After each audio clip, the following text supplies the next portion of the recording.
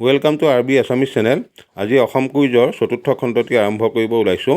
প্ৰশ্ন 1, অসমত কোনে আহোম ৰাজ্য প্ৰতিষ্ঠা কৰিছিল? উত্তৰ, চাওলুং চুকাফা 1228 খ্ৰীষ্টাব্দত। প্ৰশ্ন 2, আহোমসকলে অসমত কিমান বছৰ ৰাজত্ব কৰিছিল? উত্তৰ, প্ৰায় 600 বছৰ। প্ৰশ্ন 3, কিমান চনত অসম ব্ৰিটিছৰ তলতীয়া হয়? ভিডিঅ'টো শ্বেয়াৰ কৰি দিব, নতুন প্ৰজন্মৰ কাৰণে ভিডিঅ'টো বনাইছোঁ। উত্তৰ, 1826 চনত ইয়াণ্ডাবু সন্ধিৰ পিছৰ পৰা। প্ৰশ্ন 4, মহাপুৰুষ মাধৱদেৱৰ জন্মস্থান ক'ত? উত্তৰ, লখিমপুৰ জিলাৰ নাৰায়ণপুৰৰ লেটেকুপুখুৰীত। প্ৰশ্ন 5, শিৱসাগৰ চহৰৰ পুৰণি নাম কি? উত্তৰ, ৰংপুৰ।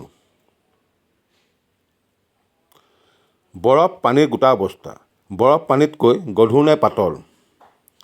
উত্তৰসমূহ পাবলৈ অসম কুইজৰ পঞ্চম খণ্ডটিৰ বাবে অপেক্ষা কৰক। তাৰ বাবে চেনেলটো ছাবস্ক্ৰাইব কৰি ৰাখক।